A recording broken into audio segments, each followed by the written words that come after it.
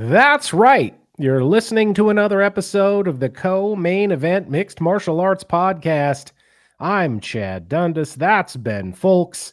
We're both longtime MMA journalists, and for the last 13 years, we've been meeting here every week to break down all the action in the wild, weird, and occasionally wonderful world of mixed martial arts. Ben, as I said, we do this show every week. And it's amazing how a lot of weeks we're looking around at the general state of this sport and we're thinking, what are we going to talk about this week? You know, you got a fairly anonymous Apex show with a main event featuring two people who are fighting just because it's their turn and they were available. They had a date booked on the calendar and they needed a main event. So here you go. And then we got weeks like this one.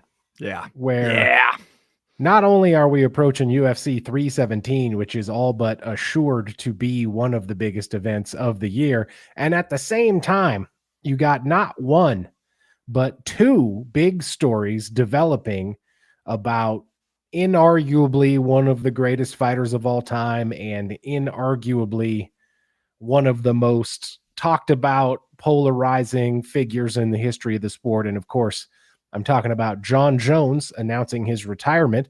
I'm going to put that in quotes, retirement. You know, I don't believe it. You know that. I've been on record for a while about how this is going to go down. This show is unanimous in that belief. And at the same time, we've got yet another legal incident involving Jon Jones becoming public. So this week, the show runneth over. It will surprise absolutely no one that the bulk of the commentary, concerns, questions that we received from listeners this week were about Johnny Bones. So we're going to open the show talking about that. We got a lot of listener mail on the topic. We're going to sort of try to let that mail guide us through it. And at some point, we're going to get into some UFC 317 talk as well. First, though, Ben, I wanted to get your immediate response to this Jon Jones retirement, because I can tell you mine. And that is that Jon Jones has retired from the sport of MMA. And I, for one, am excited to finally get into phase one of finally getting this fight booked between Jon Jones and Tom Aspinall. Because for weeks, for months, we've been waiting for this guy to do something to tell us which way the wind is blowing. And now we've finally gotten this retirement announcement. And we know how this is going to go, man, right? Yeah. Phase one, Jon Jones retires. Mm-hmm. Phase two, Tom Aspinall fights someone else and wins. Phase three, fans, media, everybody starts saying nice stuff about Tom Aspinall. Maybe we even start saying a couple more wins and he could be the greatest UFC heavyweight of all time. Phase four, Jon Jones gets jealous. Starts to feel left out. Nobody's talking about him anymore. Starts to just really bug him. Phase five, Jon Jones comes back and fights Tom Aspinall. That is always how it was going to be. That was always how it was going to go.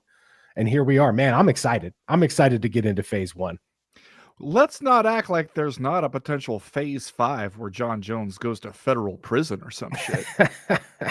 That's entirely possible because, like we said, one of the reasons that we think that one of the repeated patterns in Jon Jones's life and career is fights, has a fight camp, is pretty focused during the fight camp. Not always. Sometimes it's out. I mean, when he hit the pregnant lady's car and ran off, that was while he was supposed to be preparing for Anthony Johnson, a fight we never got. Remember that? But usually pretty focused, doing okay while he's in training for a fight. Fights, wins, and then goes and gets himself into some shit in the months after that. And we said that we thought it would be the same after this Stipe fight, after that first UFC heavyweight title defense. He defended that title in November. Then this latest, well, shall we say, legal incident, vehicular misadventure. God, it's amazing how alike they all are. Don't you think? I know. It's like this man has an MO. We got some listener mail on that topic that we will get to later on, but it's just amazing how they're all the same. Or we not that there's not some diversity, because Jon Jones has been known to get himself in trouble any kind of way. Yeah. But it's amazing how this latest one is just a classic, touches all the bases Jon Jones home run of a legal incident.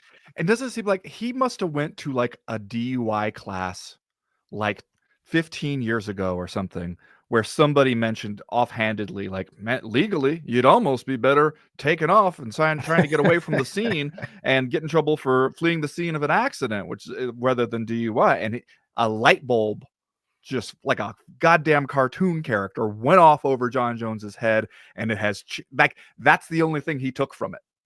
They didn't take any other shit about the responsibility or any like the perils of it. He was just like, okay, so you're saying next time this happens, and the next time, and the next time, here's what I should do. But that was 3 months. At this alleged incident, 3 months after he fought Stipe. And so there you go again. Like there's that pattern. Idle hands are the devil's plaything for Jon Jones every single time. What do you think it's going to be like when he retires?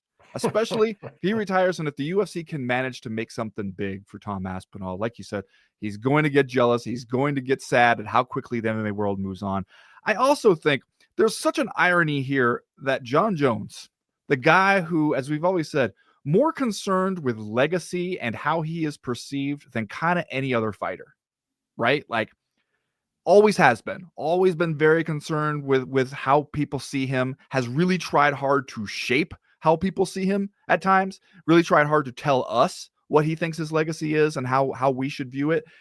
And the way he's going out here is it can't help but tarnish that legacy. Like the way you're going out by A, not fighting Tom Aspinall, and B, right as you were saying, especially like we're not doing a beautiful moment in the cage. We're not getting that freeze frame moment at the end of the career. It's Dana White sitting up there at fucking UFC Fight Night Baku being like, oh, by the way, Jon Jones called us last night and retired after months and months of this shit. And it's like, you don't even get through the weekend without another Jon Jones controversy, a completely anticlimactic retirement thing. It's just like, it's so horribly ironic that the guy who really, really cared about how we saw him and how his whole career was viewed goes out in like the worst and just like a laughably terrible way possible. Yeah. And somehow very fitting. Let's take this question from Matthew Erickson on Patreon, who wrote in to say, so let's recap what we've been told. Number 1, Jon Jones is retired. Number 2, Jon Jones informed the UFC of his plans a long time ago. Number 3, Dana White a few weeks ago was very confident that Jones would fight Aspinall. I'm remembering how Dana White was also very confident that he'd be able to talk Khabib and GSP out of their retirements. Mm-hmm. Is it me, or has Dana White been denying to acknowledge Jon's retirement for months because of this belief that all fighters will bend to his will eventually? Now, this is whether or not Dana White believes that all fighters will eventually bend to his will aside. He has been adamant for months and months that this fight was going to get done. I believe at times he has said 100% that this fight is going to get done. Last week, when people started telling him Jon Jones was on social media saying he was ready to retire, Dana White was like, oh, I've been busy. I haven't heard anything about that. So busy. He's trying to, Chad, he had to promote his energy drink, which again, remind me the flavors of the energy drink. It was like grape, orange, I believe the third one was blue, a color, not a flavor. And then the other one was like freedom or something. Yeah, you're going to make me look it up, aren't you? Good. I remember it's Form Energy with a PH. Screamin' Freedom. Screamin' Freedom is a flavor of Dana White's energy drink. Just tastes like Old Spice and gunpowder. I mean, Dana White, we've talked about this a lot lately, a guy who seems as disinterested in the UFC's product as anyone else. Yeah. He's out here starting any side gig that he could possibly get to keep his mind, to keep him moving, to keep him focused on something. He's got the slap league. He's trying to get into boxing. He's best friends with the president. Anything he could do to keep himself occupied. And then he's going to show up for months and talk about how we're going to make this fight. And then Jon Jones is going to tell us he told the UFC a long time ago what his plans were. And then Dana White's going to say he has no idea that Jon Jones was going to retire. And then he's going to show up at UFC Baku and be like, hey, to call this last night. And Jon Jones retired. If this guy isn't going to be around most of the time, if he's going to be doing other shit, noticeably doing other shit, he can't make the big fights. He doesn't know what's happening with his heavyweight champion. Well, what's Dana White here for anymore? What's he doing? Yeah, I mean, he's here because the UFC has kind of reached set it and forget it mode for him, right? And because that's how he's known. Like whatever else he thinks he might be interested in doing, the slap league, energy drink, impresario, all that stuff. Come on, be real. We all know what Dana White is. He's the UFC president, UFC CEO. That's always how he's going to be identified. It's really the most successful thing he's done by a long shot. A lot of the other stuff he's tried has not really worked out. So that's what he's doing. But he can kind of take it for granted at this point that the UFC is just kind of run itself, or more accurately, a crew of extremely hardworking to the point of near insanity people behind the scenes is going to make it work like that. And he can go in there and just be like, I'm doing other stuff. Maybe I'll swing by the UFC event we're having tonight. Not going to watch all the fights because shit, he can't be bothered. We've said this for years that there are so many people sitting cage side at a lot of these events who are traveling to all of them. Jose Youngs has seen more UFC fights in the last 5 years than Dana White has. Like, he's seen them all. Dana White's not watching them all. And that just seems to be kind of where he is. And it's not like he's suffering any sort of blowback from it at all. Like the TKO people don't care as long as the money machine keeps rolling on. He's just doing his stuff. It's still always going to be a hardcore contingent of fans who are just like, yay, Dana. There's always going to be people who are like, Dana White's the worst thing about this sport, but it hasn't affected the money at all. And so therefore, why would you care? And even this stuff where it's just like, here you get into the halfway point of this year, a year where you had a couple monster fights possibly on deck. You didn't make either one of them. Does it matter? You kind of get the sense that he doesn't care. He's just like, we're going to be extremely profitable no matter what. Would have been cool to do those, but not if it required anything extra. That just kind of seems to be where we're at and where we'll be, honestly, for the foreseeable future. We got this email from Jefferson Darcy, who I believe is a fictional character on... Oh, yeah, it's from Married with Children. Married with Children. Obviously. He's Marcy Darcy's pretty boy husband. Okay. Subject line, Don't Rush... act like you don't know that. Subject line, The Rush Retirement Playbook. Jon Jones ruled over light heavyweight for years. After being gifted a decision in his last fight, he dropped the belt and took a few years off. Once Big Fran left the UFC, Jon saw an opportunity to win the heavyweight belt off an overmatched opponent. Instead of fighting Tommy Gas Hands, who most expected to beat Jon, he retires. Change the names and weight classes, and you've got the end of GSP's career. Is this going to be the thing that all the greats do now? I don't know.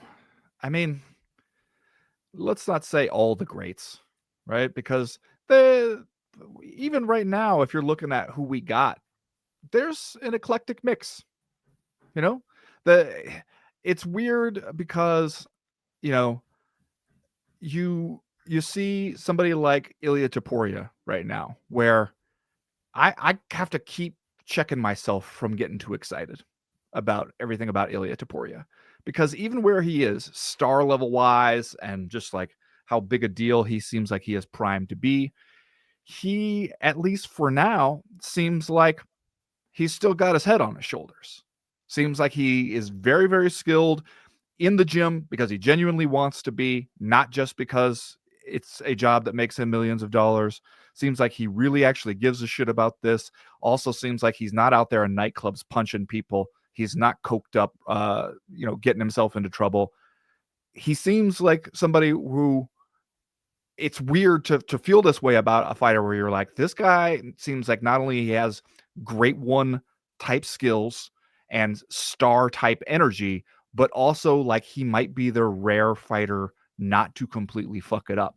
He seems like somebody you could maybe even be proud of in this sport.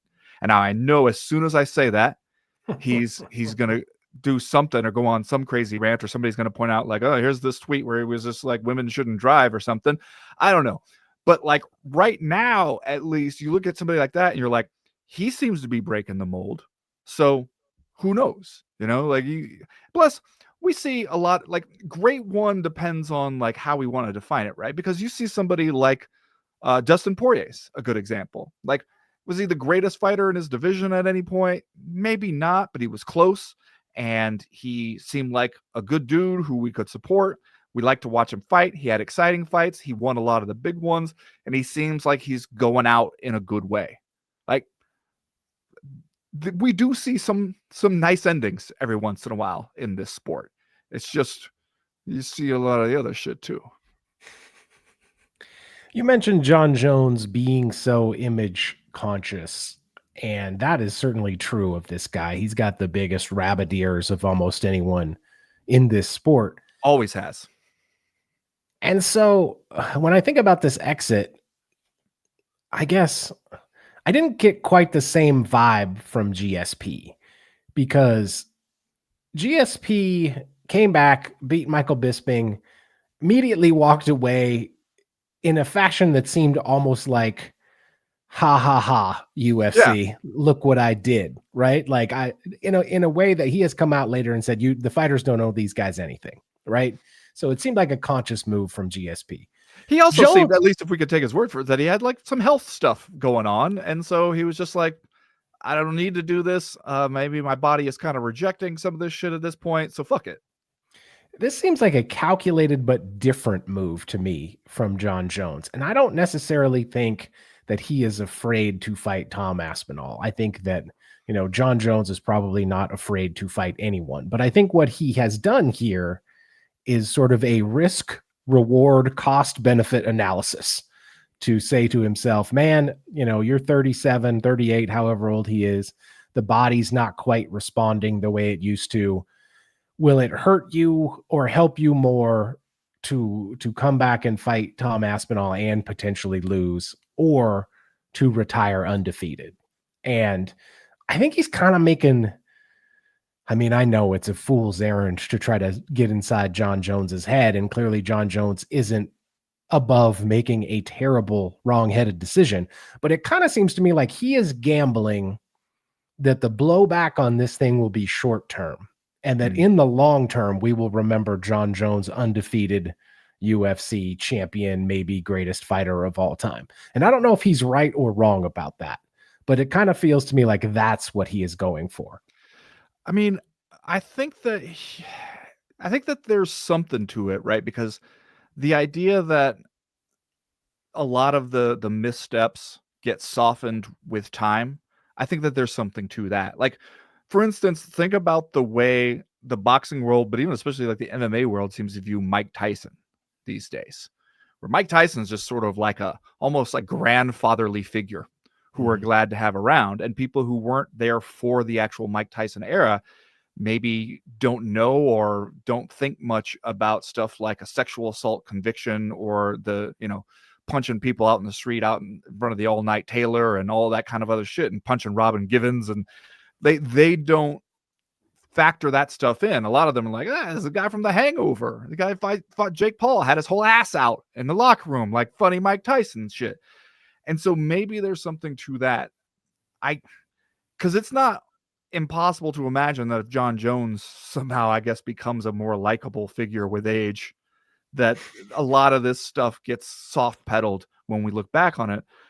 But it's hard to imagine that you'd only focus on that stuff, especially going out like this. Because the thing about Jon Jones that I think we will have to say, if we are ever going to give an honest appraisal of his career, is that he seemed like he left a lot on the table. He seemed like he always could have done more than he did, both in terms of like walking away now when the Tom Aspinall fight is right there, but also just in terms of how many times he, as Daniel Cormier would put it, disqualified himself from competition. in one way or another. Like that Anthony Johnson fight, didn't get that, right? Because the hitting the pregnant lady with the car shit didn't get this Tom Aspinall fight. And it's not like any one of those is necessarily essential, but there is definitely a sense that like we didn't ever get to find out the full extent of what Jon Jones could do because of Jon Jones. And that same thing can't really be said of somebody like GSP. Like you look back on GSP's career, and not only do you feel like it's not riddled with controversies that make you be like, I fucking can't stand this guy, but it also just feels like you don't wonder what else could GSP have done. You know, you just don't, that doesn't come up when you think of it. And I think it has to come up with Jon Jones in a couple different ways. We got this question from Jacob Ferrara, which is a long one, but I do want to read it. It says, in the last couple of days after Dana announced Jon had retired, I've heard a lot of takes about Jon and his reign as heavyweight champion. I've heard about a lot of what Jon owes to the sport and what he should have done. How is it that we're in a time where the fighters have less power than ever, yet Jon is somehow responsible for the mess that has been made out of heavyweight? On one hand, the UFC has de-emphasized stars more than ever, yet somehow Jon has the power to control the decision and the direction of the heavyweight division. He's a duck who never deserved his belt and yet never said he had any interest in fighting Tom or literally anyone before or after beating Stipe. Jon is a genuinely bad person. And my number one regret as an MMA fan is not getting to see Francis separate Jon's head from his shoulders. However, Jon has had little to no impact on how heavyweight has gotten to where it's at. The UFC could have refused to remake the Jon Stipe matchup. The UFC could have taken the belt from Jon the moment it was clear he was never willing to fight Tom, but they refused. I don't like Jon. I don't know how anyone could, but I can't help but feel like the amount of blame we've decided to dump at Jon's feet is because we all, rightly, recognize he sucks as a person and are using years of pent-up frustration as evidence that he has always been in charge, despite the fact the UFC doesn't relinquish control to any fighter anymore. The UFC could have ended this madness long ago, and they chose not to. Jon doesn't owe anything to the sport. He's a prize fighter, and a prize fighter who told us weeks ago he had told his plans to Dana, and he wasn't sure why those plans hadn't been communicated to the fan base at large. Jon clearly wanted to retire after beating Stipe, but Dana allowed him to hold the belt through a hopeless negotiation that was never going to end in a fight between Jon and Tom. Jon Jones fucking sucks, but the UFC and Dana White in particular are the villains of this story. Okay. I mean, there's something here. You can't say that's totally wrong, right? No, you certainly can't. The UFC deserves more of the blame than they'll end up getting because of the way this ended with Jon Jones, both in terms of like him, like people being mad at him for ducking Tom Aspinall, which at this point you absolutely have to say he did. You can argue about the motivations. Like I agree with you that I don't think he was scared necessarily that Tom Aspinall was going to beat him, but I do think he did perform that risk reward calculus and also just said, fuck it, I don't need it, I'm done. But like he avoided that fight. That fight could have happened. He decided he wanted Stipe because he wanted that name on his resume, and he also knew it was easy fucking pickings right now because Stipe was basically retired and he was on the wrong side of 40 and was just a fireman that you were plucking out of there to go fight like the aging husk of the once great heavyweight. Like we said before, he didn't want to go up at the heavyweight and fight Stipe back when Stipe was in his prime. That wasn't on Jon Jones's mind. He was fighting the Dom Reyeses of the world and like arguably losing. So he knew what he was doing there. But I also think that we know how the UFC operates. We know what the decision-making calculus is for the UFC. Chad, you want to hit me with the musical version of how the UFC makes decisions? Money, money, money, money, money. There it is. That's all it is. That's all. Anytime you're trying to figure out why is the UFC doing this instead of that, listen, go back. I want you to go to YouTube, type in $1 Million Man theme song, and you will get your answer. And that's what happened here is that Jones was like, hey, I want Stipe. And athletically, as far as like what would be a meaningful heavyweight title defense, maybe that wasn't it. But the UFC was like, we'll make a bunch of money of a Jon Jones fighting Stipe. That's fine. The other one might be slightly better, maybe not. But we'll go ahead and we'll do this, especially if Jon says he's going to do the other one next. And then, to hear Ariel tell it, the negotiation was Jon wanted more money to do this Tom Aspinall fight. The UFC offered him that money. He accepted and then changed his mind and said, nah, actually, I'm retired. And so, I do kind of think the UFC was thinking they could get this fight done, even though that we could all look at the signs and be like, it never seemed like that was a realistic option. I think the UFC really thought that we'll wear him down. I think they looked at the track record and they went, here's what's going to happen. He's going to be out a few months. He's going to be partying his balls off. He's probably going to get himself into some shit. And then he'll get a lot more compliant with wanting to come back and fight somebody and do the thing that he's actually good at to get the other headline out of people's minds. Like 2/3 of that did happen, So yeah. I understand if that's what they thought. Like they thought, hey, we're just going to go A to B to C again with Jon Jones. But it is true that they have screwed Tom Aspinall. The fans could be mad at the UFC for not taking action on Jon Jones, for stringing this out, for just ending what was supposed to be one of the greatest careers of all time by Dana White just being like, BT dub, he called and retired, it's over. And that is just ridiculous. And they deserve to take some shit for that. But Tom Aspinall is the one who has the real reason to be mad. He has every right to be absolutely pissed at the UFC. I'm torn on this one, and I want to agree with Jacob Ferrara because God knows I will blame the UFC for anything, for any chance that I get, because they are such a powerful force in this industry, because they have such total control most of the time, and because they wield it for personal gain and the gain of no one else ever. I kind of think there's enough blame to go around here. Because Jon Jones could have said Jon Jones was retired at any point, right? Jon Jones didn't have to go months and months and months with the title and being like, well, maybe I will, maybe I won't. I'm living my best life.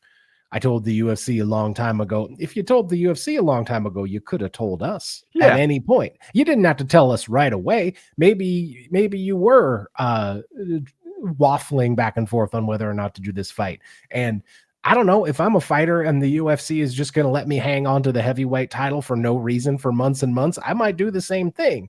But at the same time, he could have told us. Yeah. He could have at any point said he was retired, called a press conference, control the narrative himself instead of letting Dana White do it at UFC Baku at the post-fight press conference. So I feel like anybody could have called this thing off whenever they wanted to. So even though it kills me to say it, I'm going to say equal blame between both parties. And no blame for Big Tommy Gas Hands, who has been sitting around this entire time, saying he was ready to take this fight.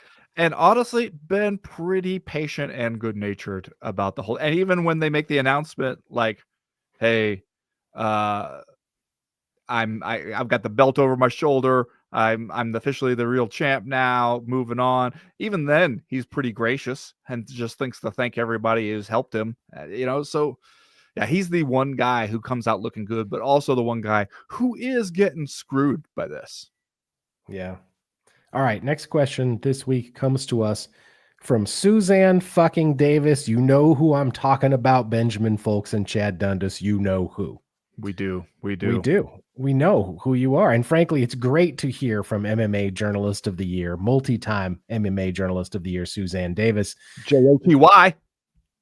She's only going to reaffirm her own bona fides here when she writes in to say, Benjamin Folks, and I feel safe calling you Benjamin, as my brother's name is also Benjamin, and it makes me feel motherly and powerful. Please let the audience know that I broke the news of Jon Jones being involved in leaving the scene of an accident on Blue Sky on June 20th, one day before he retired, and then the Albuquerque Journal and Damon Martin of MMA Fighting announced it to the world.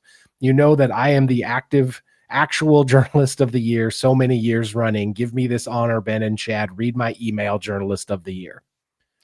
You know what? I can't disagree with a single thing said here, because the JOTY, I mean, that's why we give out as far as are concerned, the Journalist of the Year award is named the Suzanne Davis Journalist of the Year award. And it goes to Suzanne fucking Davis every year, because I saw, like, at least Ariel was saying that he talked to the reporter from the Albuquerque Journal, and who said that when he heard the retirement announcement, he just decided to look up and see if there was anything going on with Jon Jones. And maybe that is true. Maybe he did not see Suzanne Davis's Blue Sky thing. I mean, I have a Blue Sky account, but I've kind of abandoned it, so I didn't see it on there. But I did see people pointing out that she was ahead of the game on this and had seen this one and alerted people to it. So it's entirely possible that other people saw that, and then that's what made them go look. She does deserve her due daps for that. So everybody gives Suzanne Davis her respect on this one, because it is wild to think, right? Like, this shit happened in February. Yeah.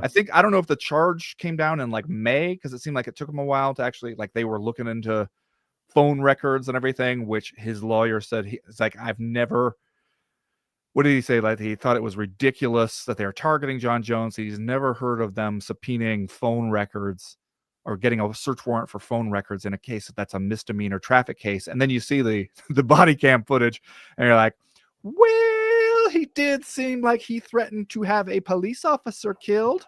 So, and like a big part of proving that he was involved in this is proving that he was the guy on the phone there.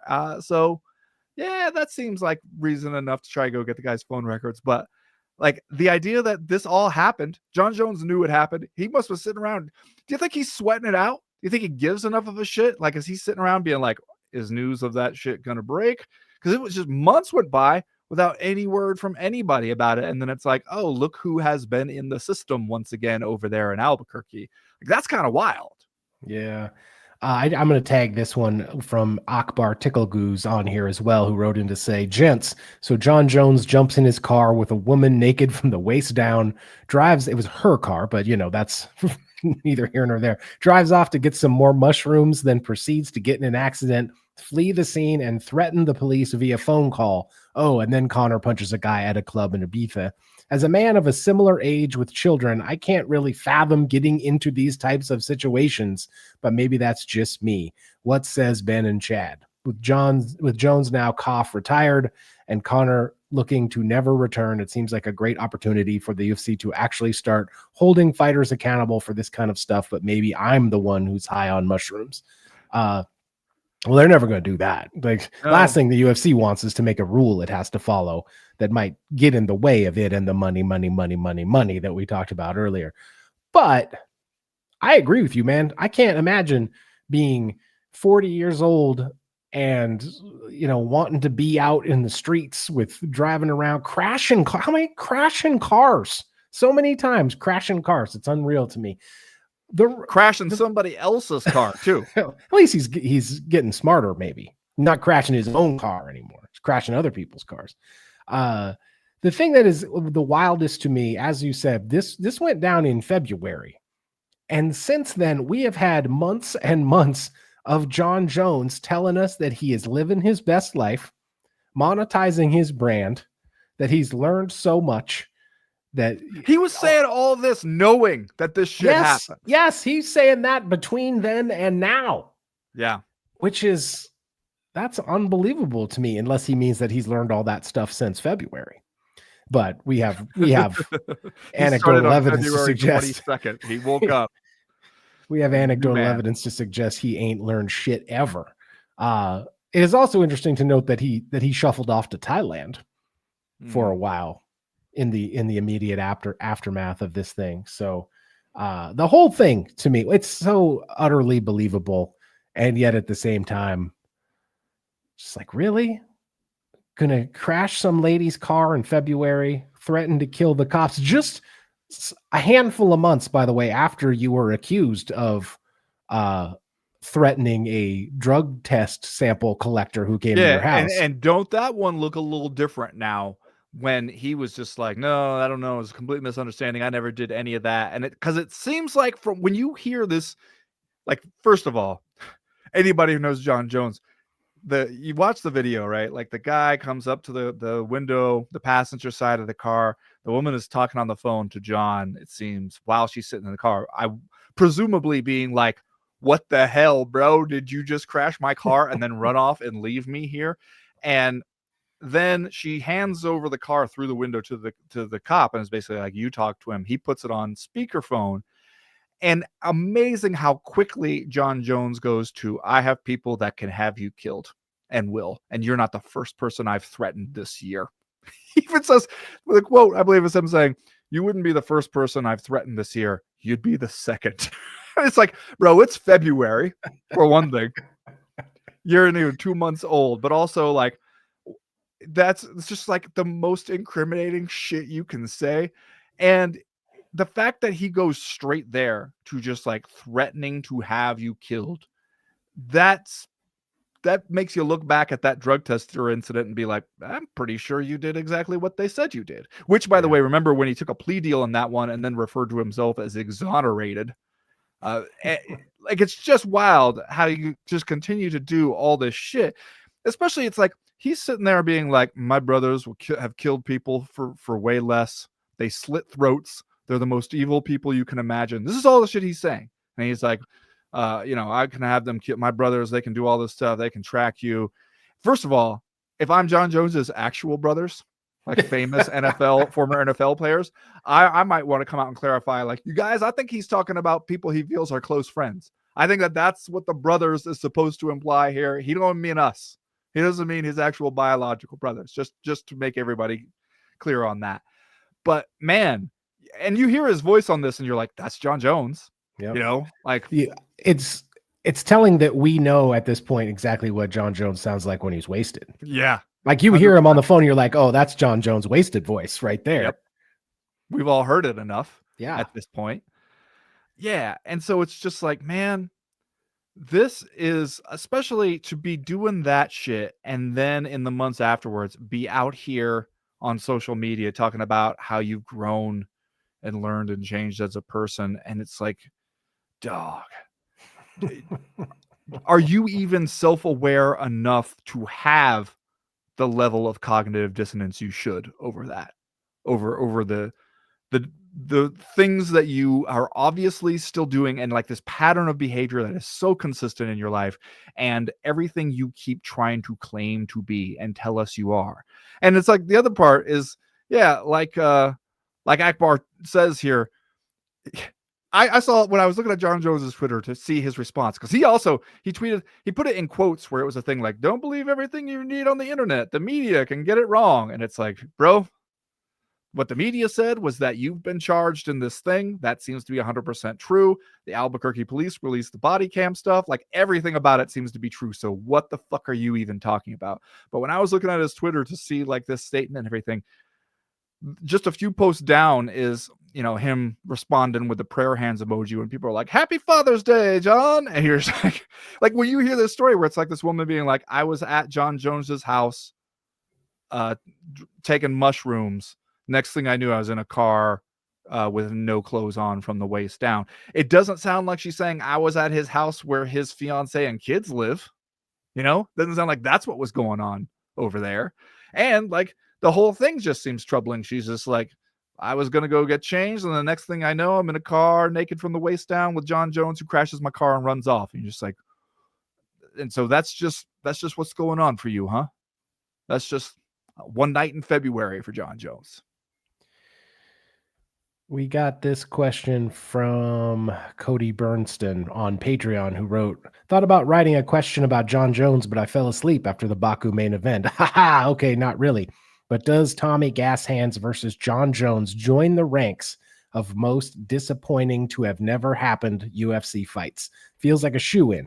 This fight could have made Tom such a huge star, but alas. Also, it's kind of sad that Jon has multiple of these fights when you include the Francis fight. If we're going to start lamenting fights that never happened, we'll have a list on our hands. Yeah. Like, we could just talk about the year of the super fight. Mm-hmm. When we were supposed to have multiple division champion versus division champion super fights happen, and none of them did. Although I would put Jon Jones and Francis Ngannou really high on that list. Maybe number one. And close to the top of the list because it seemed so makeable. Yes, that's it, right? Because it's like, if you start talking about fights that the great fights we wanted to see and didn't get, you have to really separate them into two categories. Ones where there was a big obstacle to making it happen, usually in the form of like guys being under contract to different promoters, or essentially just like not being under contract to the same promoter, like Randy versus Fedor, Fedor versus Brock Lesnar, Fedor versus kind of anybody, basically. Like ones that where big shit would have to shift in order to make those fights, in order to even make those fights possible. But then there's the other category, which is fights that were entirely possible. They were both right there. They were both under the same umbrella. All we had to do was get them both to sign bout agreements and we would have had it. And those are way more frustrating because it was entirely possible. There was no big impediment to making that fight, except maybe for the UFC not wanting to pay people the money. But yeah, when you include that, Jon Jones versus Francis Ngannou would have been so fucking huge. And it would have been huge at a time when the UFC was seeing an influx of new fans after the pandemic. You know, like you had an opportunity there where you had a whole bunch of new fans and you could have been in a new growth phase, and you didn't quite capitalize on it with fights like that.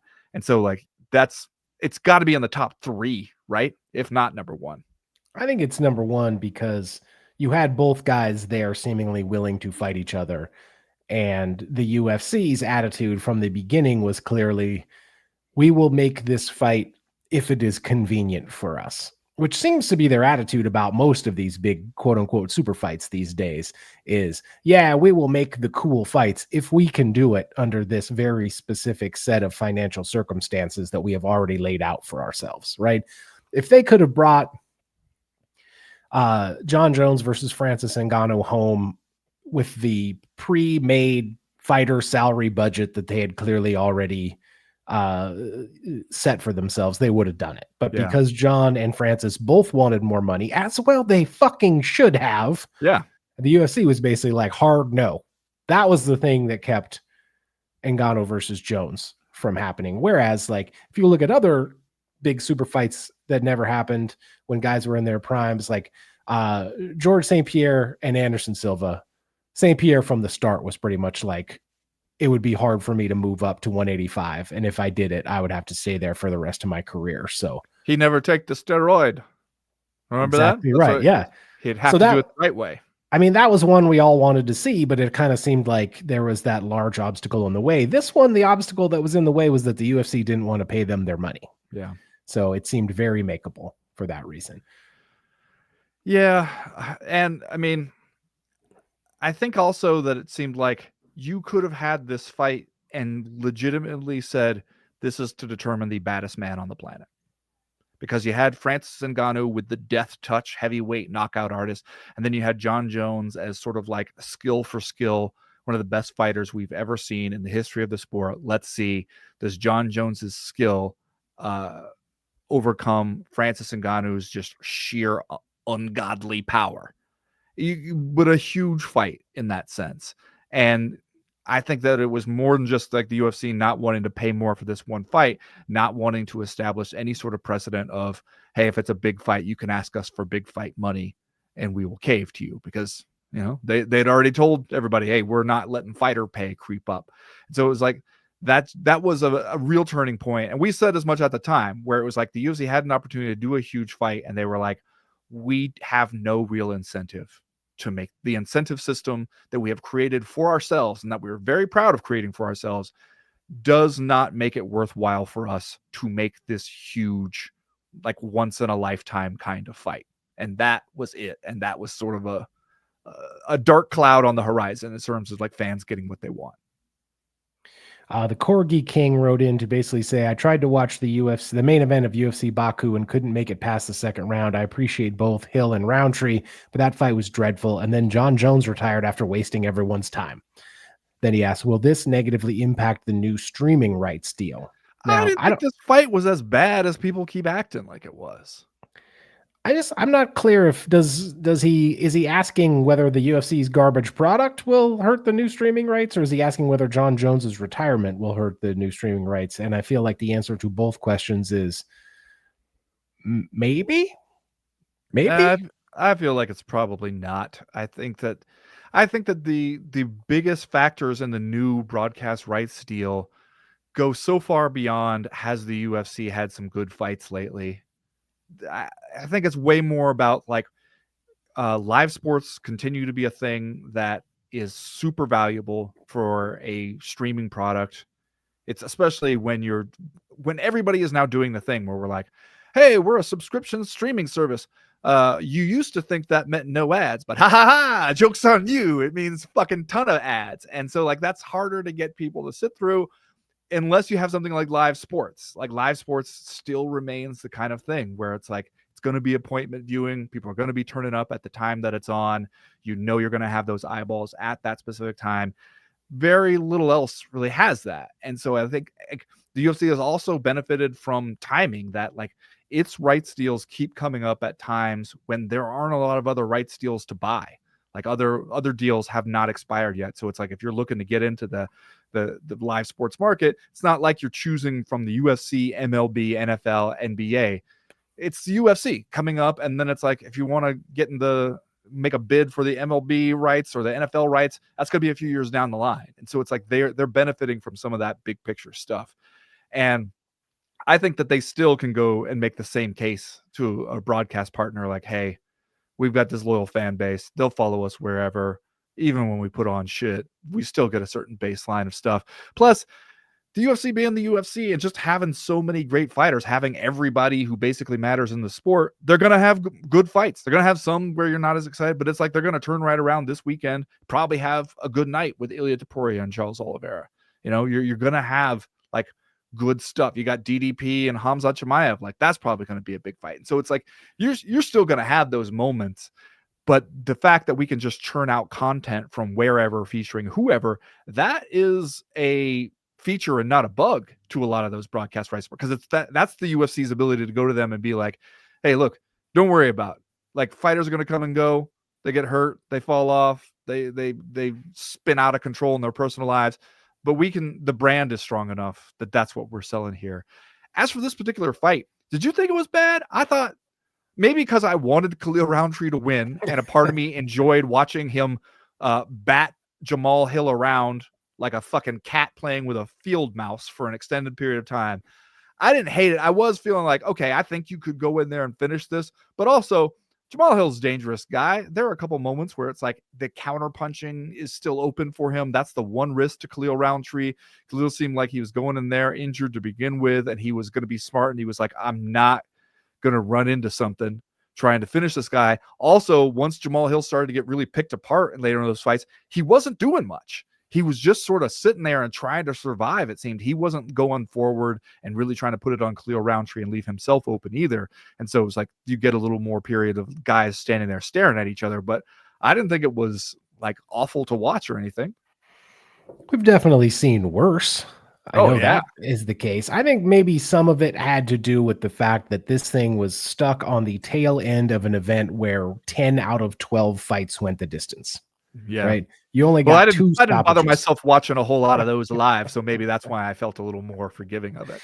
Just decision after decision after decision. This fight card was so bad that the UFC had to give out its fight of the night and performance of the night bonuses to two guys. Nazim Sadikov and Nicholas Mota both doubled up. They both got fight of the night and performance of the night bonuses. So good for them, bad for everyone else, I guess. Yeah, I mean, do you think it's also that people, when we were kind of pitched this one, the idea was, hey, basically this is going to be a fireworks kickboxing match. There's no way it doesn't deliver. They're like, even the odds, when you looked at it, the odds were just like, this one's ending inside the distance.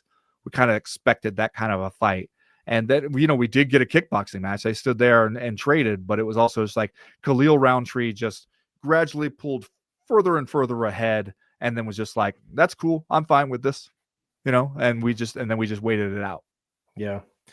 I think whether or not the state of the UFC product and its potential lack of stars, I think it might matter depending on who's thinking about buying your rights. I think if you're talking to Netflix, for example, Netflix doesn't need you, bro. Netflix doesn't need the UFC. It'd be nice to have them. Be nice to have the UFC and WWE on the same streaming service. They don't need them. I think they perfectly would be in their rights to be like, what are you bringing us? Are you bringing us trash? Are you bringing us this trash you've been giving ESPN for the last several years? Are you going to bring us these pay-per-views that don't sell no units because you don't have any stars? We're not going to give you that much money for that. Whereas if you're going to somebody like Amazon, who has the money to spend, has long been kind of like a sleeping giant in terms of live sports streaming and broadcasting. Like they have some, but they haven't really gone whole hog into it like you think that they could if they were going to dedicate the money to them. Maybe the UFC just being the UFC and being this constant presence that's going to bring you to Amazon Prime or whatever, maybe that'd be fine. Maybe they would love to have that. So I don't know. If I'm one of those guys in the room, it matters to me. It would be questions that I would be asking the UFC. You guys seem fucking cold right now.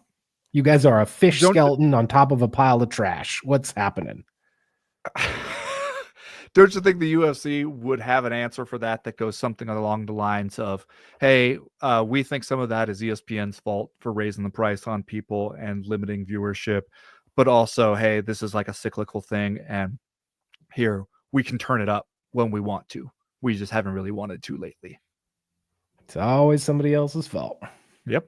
It's always Spike's fault or Fox's fault or ESPN's fault. It's always somebody else. All right, let's talk a little bit about UFC 317, speaking of the state of the product, because this is one that I feel like everybody is looking forward to. Ilia Topuria and Charles Oliveira for the vacant lightweight title recently vacated by Islam Makhachev. God. To go up to fight Jack Della Maddalena at welterweight. This is going to be a good one, and I can honestly say one that I don't know what's going to happen here. I really don't.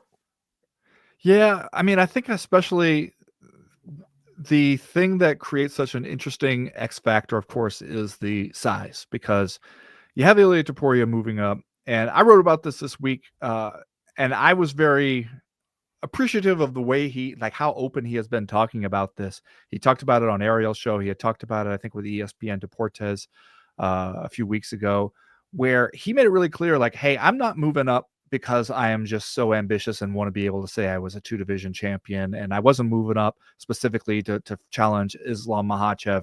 I'm moving up because it's ruining my life to continue to make 145 pounds.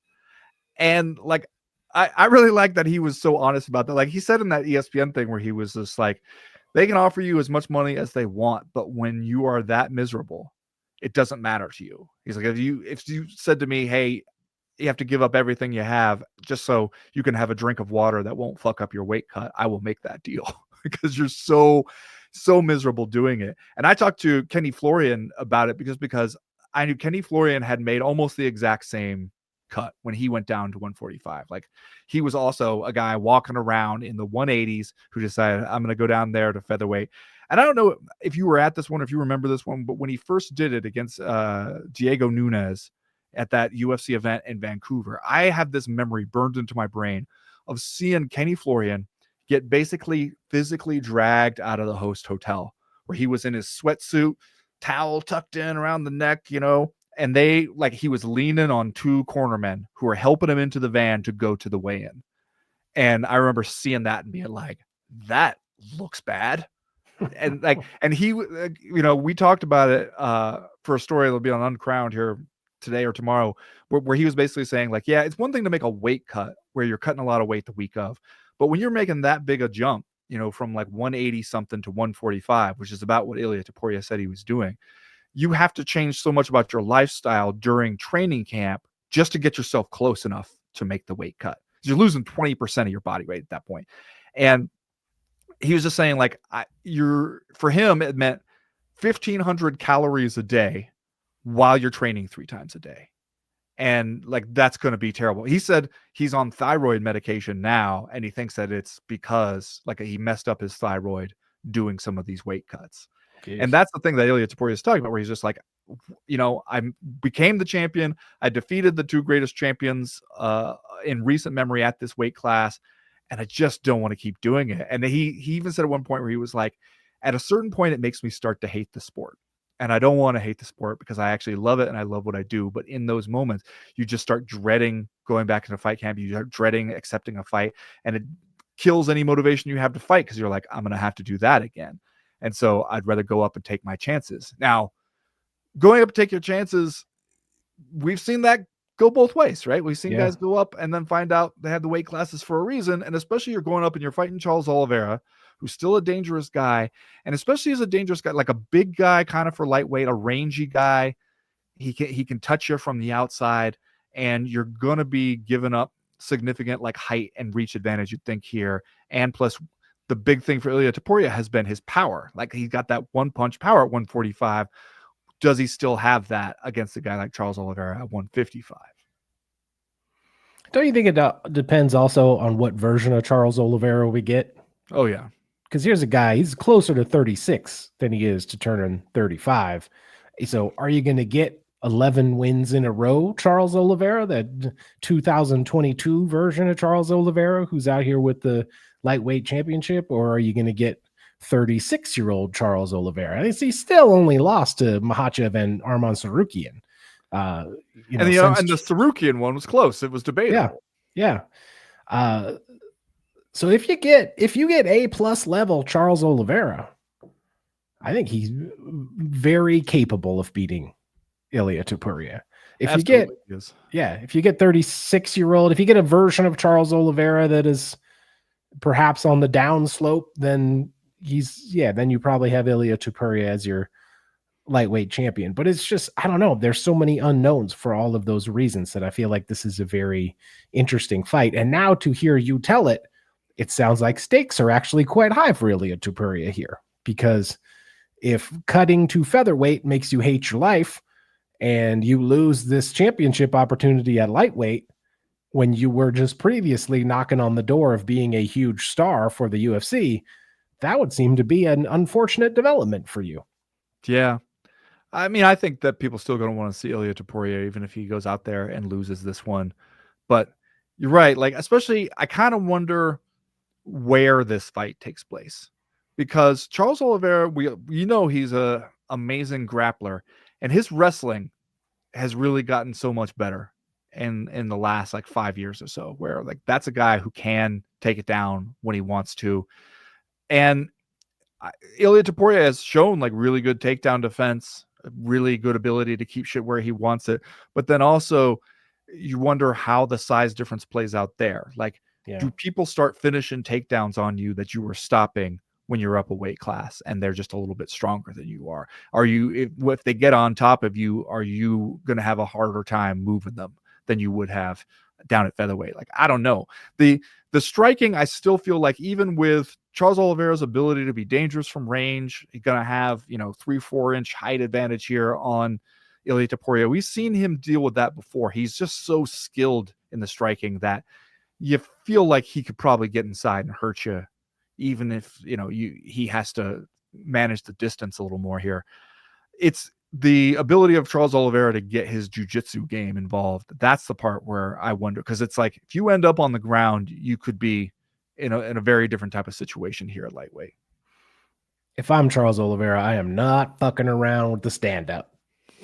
But we see guys do it, right? Especially when you are a guy like Charles Oliveira, who you mentioned has been pretty successful, in the later stages of his career, striking from range, right? He's impressed us again and again with that offense. So that can be seductive. That can be seductive for a person to be like, I'm going to go out there and show these people that I'm a good boxer too, that I can do this as well. Don't do it, Charles. Well, and you don't want to go in there and just like shoot a takedown right away and basically admit I'm terrified to stand with you. Right. I'm not fucking around with it. You're probably the better guy on the ground is the way to bet. You're going straight Imanari roll right as soon as they say fight. Yep. Absolutely. 100%. I'm butt scooting to the center of the cage, just waving him down, Gracie style. Speaking of betting, Charles Oliveira is plus 350, and Ilia Topuria at this moment is minus 455. Wow. Those are that is not competitive. That is a fight that odds makers see as not competitive. That surprises me. That's on DraftKings at this moment. And you got to imagine at least some of that is the money coming in on Ilia because he's just maybe a more popular fighter at this point. Right. But also, like that seems to me like, as far as what I see as the like possibilities here and the risks, that seems off. And perhaps, Chad, I'll be taking advantage of it if we end up doing our $20 we never want to see again segment on this differently scheduled week. We'll have to see later this week what we're able to schedule here. Pretty top heavy card, I will say. Ilia Topuria, Charles Oliveira, very interesting. Alexander Pantoja and Kai Kara-France, somewhat less so. And then you got Brandon Royval versus Joshua Van, Beneil Dariush and Renato Moicano, and Peyton Talbot and Felipe Lima. So a bunch of people that we're interested in seeing. I just don't know if any of those other fights are quite the blockbusters that we would normally see of a international fight week card. Red, white fight week. Red, white, and fight week. Correct. Yes. Man, if you told me that Beneil Dariush and Renato Moicano had fought like 4 times before, I would believe you. It does have that kind of feel, doesn't it? That's one where you look at it and you're like, well, really? Have those guys fought before? No? Huh. Interesting. Are we could be either doing it for the first time or completing the trilogy. You just don't know. One of the greatest trilogies in the history of mixed martial arts. All right. I think that's going to do it this week for the Co-Main Event podcast. We're going to be over on our Patreon page the rest of the week, aside from Friday when Ben Folks and I are traveling out to Seattle to watch the Wu-Tang Clan. Chad, can you confirm or deny? I've heard rumors that Wu-Tang Clan ain't nothing to fuck with. We'll know more next week. Okay. Stay tuned. We'll have a report from on the ground about whether or not the Wu-Tang Clan is or is not anything to fuck with. I will be protecting my neck regardless. I'll tell you that. Potentially does cash rule everything around us. Hard to know. As we sign off, though, Ben, I do want us to answer this question from our guy T. Riles. Okay. Who wrote in to say, I thought I would hate bare knuckle. It's the fucking best, man. I don't know a single person fighting. I don't care. They're throwing weird bar bombs. I used to be a wild man eating the shit. I've not paid for a UFC since the ESPN paywall. I don't think I'm missing anything. Not a question, I guess. But I just do think your guys' take on BKFC is shit. Wait, what is our take? I guess that we don't like it. He says, thanks, I love you, from T. Rouse. I don't think we ever said we didn't like it, right? Like, we've enjoyed some BKFC.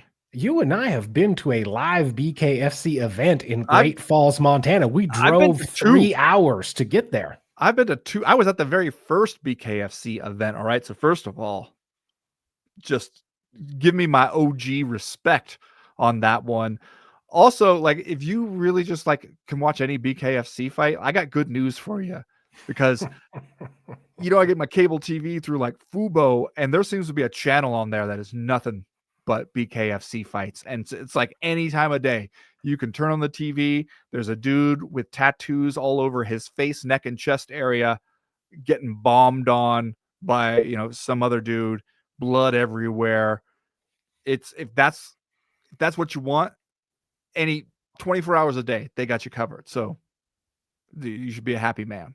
But I don't think we've ever said anything too negative about BKFC as a product. I mean, I think I'm on record saying that there's something about bare knuckle that I find that is not as captivating as some of the other combat sports, especially when we saw it live, because you'd get 2 guys out there throwing them bungalows and they'd both be moving so fast. Yeah. You wouldn't even really know that they hit each other until they stepped back and like, oh, one guy's cut in his eyebrow.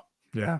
So it was, I would say it doesn't have to me the big fight feel of like an MMA fight or a boxing match. At the same time, we are both on record saying they keep making these matchups that we kind of hate ourselves for wanting to watch, and yet we do want to watch them, especially now that the big homie Ben Rothwell, that's our guy, is the champ. Like, you color me interested in that for sure. Also, I don't know if you read the big homie Chuck Mindenhall's story about going to Ice Wars, which is a BKFC product where they're out there There are several baffling things about what they're doing there with the Ice Horse thing. One of which, Chad, is that they have them fight in almost identical jerseys, Is this the which, guy where they're on skates? Is that what yeah, this is? they're on skates on synthetic ice. It was in Michigan.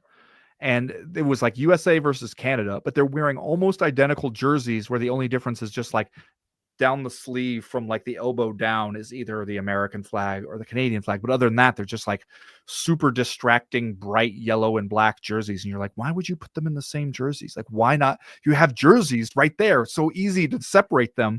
But the other thing about it was that here you have hockey fights, essentially, are already a type of fighting where the difference between when we're taking exception after the whistle in a hockey game and when we're fighting is when they throw off the gloves. So it lends itself to bare knuckle, right? Because hockey fighting is something we do barefisted. That's the dividing line, is when they throw down the gloves and start fighting each other. That's when it becomes a hockey fight.